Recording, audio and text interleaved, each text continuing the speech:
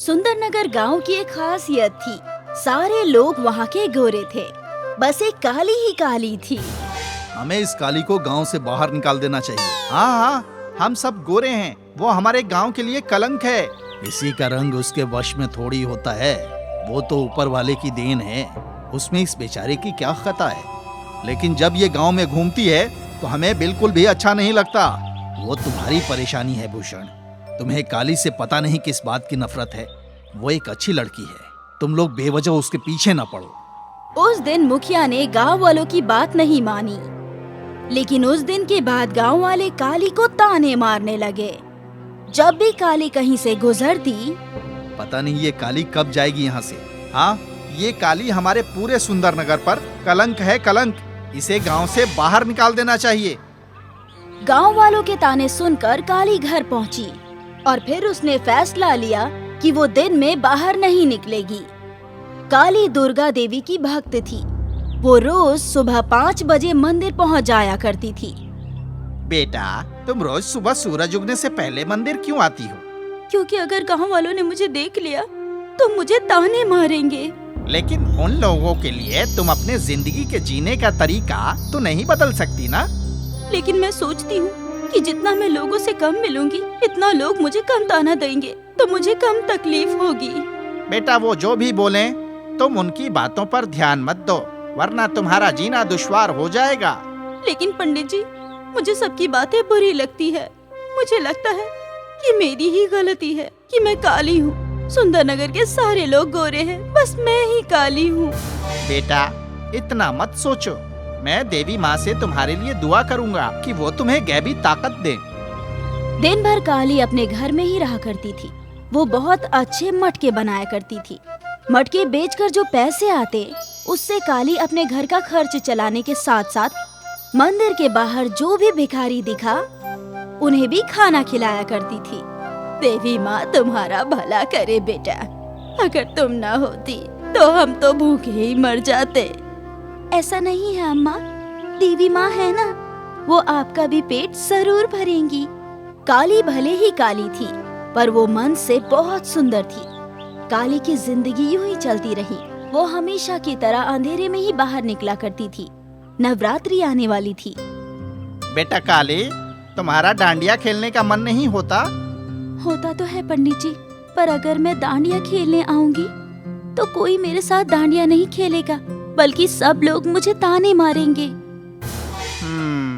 मैं तुम्हारे साथ खेलूंगा। तुम आज शाम 7 बजे मंदिर आ जाना, हम दोनों डांडिया खेलेंगे।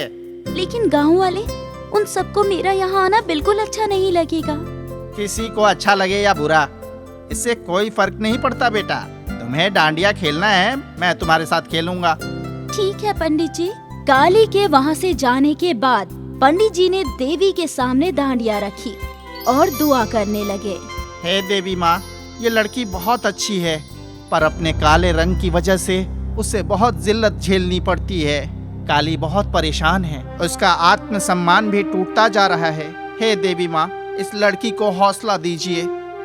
उसके बाद पंडित जी अपने कामों में लग गए। यहाँ घर पर काली परेशान थी। मैंने पंडित जी को बोल तो दिया है कि मैं आऊंगी, लेकिन मेरे वहाँ जाते ही तमाशा शुरू हो जाएगा।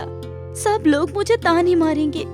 शायद मुझे वहाँ नहीं जाना चाहिए, और अगर मैं नहीं गई तो पंडित जी को बहुत बुरा लगेगा। क्या करूँ, कुछ समझ में नहीं आ रहा है मुझे। काली कश्मकश में थी कि आखिर उसे क्या करना चाहिए। काली बहुत सोचने के बाद, अब जो भी हो, एक बार जाकर जरूर आऊंगी। शाम को काली तैयार हो रही थी और मंदिर की ओर जाने लगी। रास्ते में लोग उसे घूरे जा रहे थे। काली के मन में डर था, लेकिन फिर भी वो चलती रही। वो मंदिर पहुंच गई। मैं तुम्हारा ही इंतजार कर रहा था बेटी। मैं आ गई हूँ, लेकिन अब सोचो मत, वो डांडिया उठाओ जो देवी माँ की मूर्ति के पास है। ठीक है। मंदिर में काफी लोग मौजूद थे।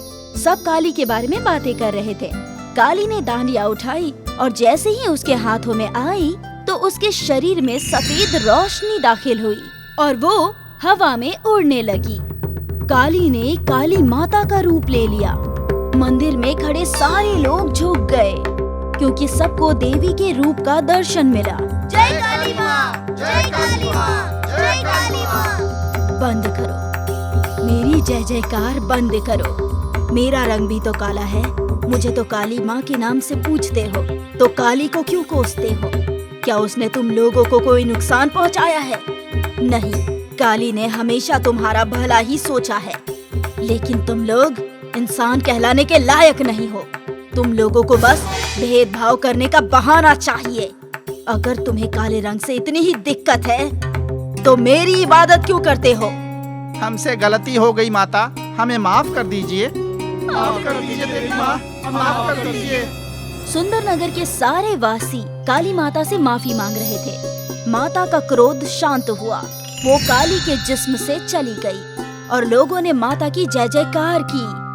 जय काली माँ, जय काली माँ। काली बेहोश हो गई। जब उसे होश आया तो सारे लोग उसके इर्द गिर्द थे। आज से कोई तुझे तेरे काले रंग के लिए कुछ नहीं बोलेगा। और काली, हम तुमसे नफरत भी नहीं करेंगे। हमें माफ कर दो काली।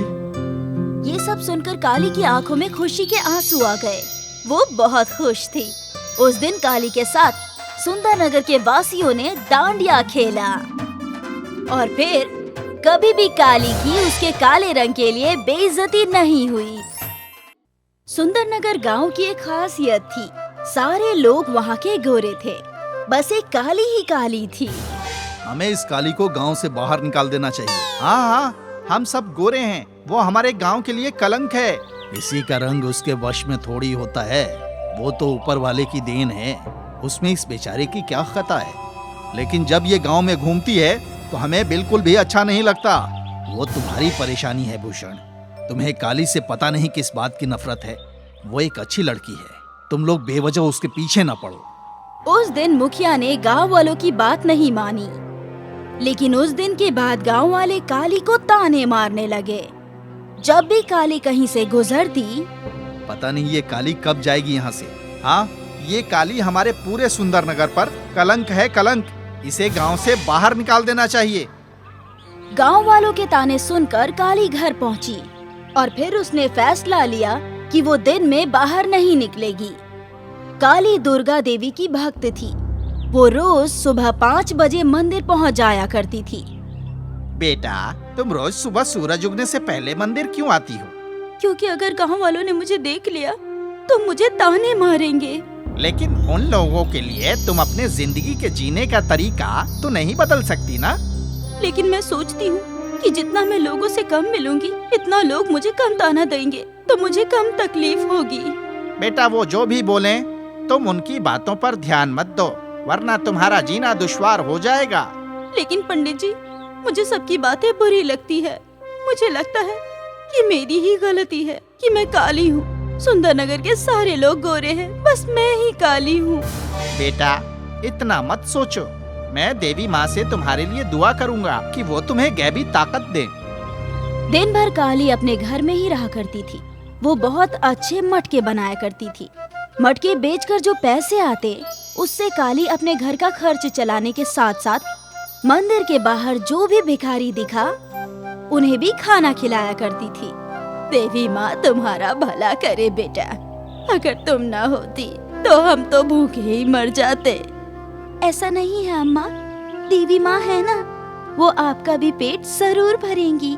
काली भले ही काली थी, पर वो मन से बहुत सुंदर थी। काली की जिंदगी यूं ही चलती रही। वो हमेशा की तरह अंधेरे में ही बाहर निकला करती थी। नवरात्रि आने वाली थी। बेटा काली, तुम्हारा डांडिया खेलने का मन नहीं होता? होता तो है पंडित जी, पर अगर मैं डांडिया खेलने आऊंगी तो कोई मेरे साथ डांडिया नहीं खेलेगा, बल्कि सब लोग मुझे ताने मारेंगे। मैं तुम्हारे साथ खेलूंगा। तुम आज शाम 7 बजे मंदिर आ जाना, हम दोनों डांडिया खेलेंगे। लेकिन गांव वाले, उन सबको मेरा यहाँ आना बिल्कुल अच्छा नहीं लगेगा। किसी को अच्छा लगे या बुरा, इससे कोई फर्क नहीं पड़ता बेटा। तुम्हें डांडिया खेलना है, मैं तुम्हारे साथ खेलूंगा। ठीक है पंडित जी। काली के वहाँ से जाने के बाद पंडित जी ने देवी के सामने डांडिया रखी और दुआ करने लगे। हे देवी माँ, ये लड़की बहुत अच्छी है, पर अपने काले रंग की वजह से उसे बहुत जिल्लत झेलनी पड़ती है। काली बहुत परेशान है, उसका आत्मसम्मान भी टूटता जा रहा है। हे देवी माँ, इस लड़की को हौसला दीजिए। उसके बाद पंडित जी अपने कामों में लग गए। यहाँ घर पर काली परेशान थी। मैंने पंडित जी को बोल तो दिया है कि मैं आऊंगी, लेकिन मेरे वहाँ जाते ही तमाशा शुरू हो जाएगा। सब लोग मुझे ताने मारेंगे। शायद मुझे वहाँ नहीं जाना चाहिए, और अगर मैं नहीं गई तो पंडित जी को बहुत बुरा लगेगा। क्या करूं, कुछ समझ में नहीं आ रहा है मुझे। काली कश्मकश में थी कि आखिर उसे क्या करना चाहिए। काली बहुत सोचने के बाद अब जो भी हो, एक बार जाकर जरूर आऊंगी। शाम को काली तैयार हो रही थी और मंदिर की ओर जाने लगी।